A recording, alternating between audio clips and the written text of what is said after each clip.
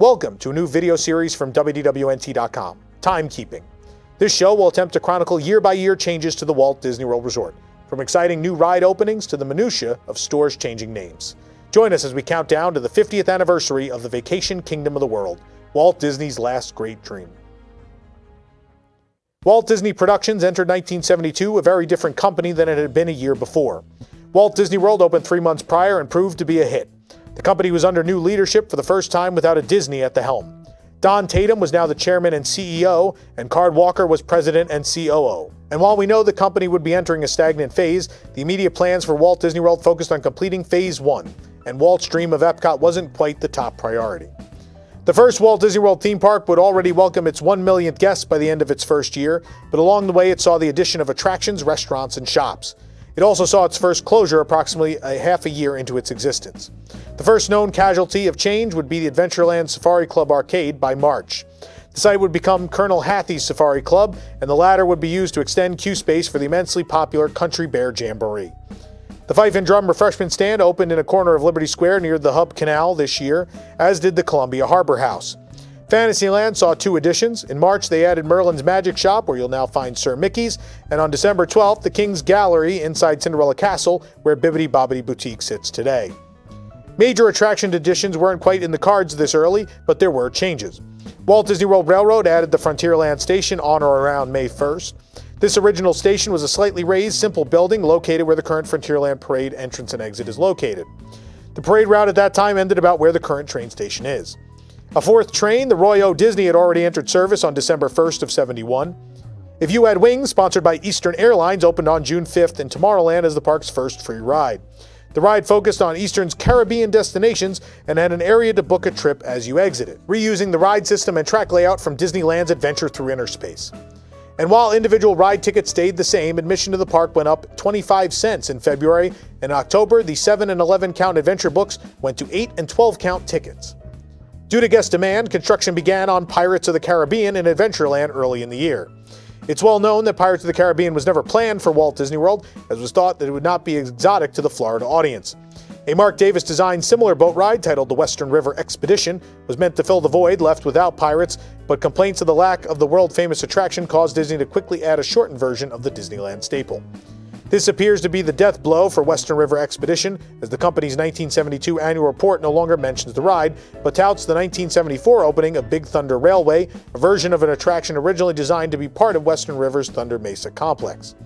The Space Mountain, as the annual report called it, and the Plaza Pavilion also began construction on December 15th.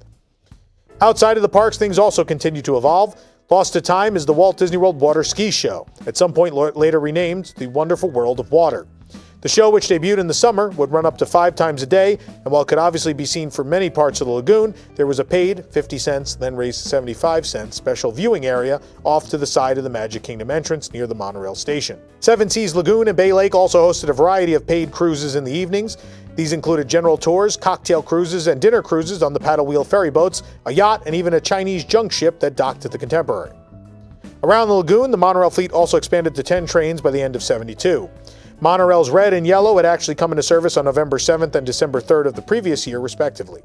July 3rd saw the addition of the next train, Monorail Pink, and soon thereafter Monorail Silver on August 16th. Monorail Purple joined on November 14th, and finally, Black completed the initial fleet on December 22nd. Like the parks, the Contemporary, Polynesian Village, and Fort Wilderness each saw incremental changes. At both hotels, decor changes to the guest rooms were already underway, as guests had complained that they were rather bland. At the Contemporary, the Grand Canyon Terrace expanded, and the El Pueblo opened just next to it, hosting the first breakfast buffet at Walt Disney World. Downstairs, the Gulf Coast Room became a higher-end restaurant, with jackets required for men as part of the dress code. With these 2 spring additions, the Grand Canyon Terrace Lounge closed. The Polynesian Village saw little physical changes other than the beginning of room upgrades. The aforementioned Chinese junk, known as the Eastern Wind, was added to the Polynesian Marina. A longtime pianist named Ramon Bueno began playing at the Tambu Lounge at some point during the year.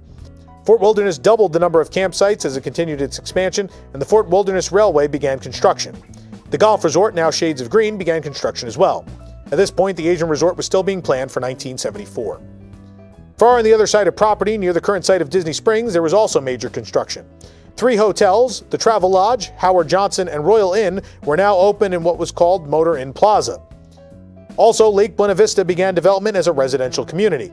By the end of 1972, 80 villas had already been constructed and leased, the Lake Buena Vista Golf Course opened, and construction of the clubhouse, 53 more villas, and recreation facilities were underway.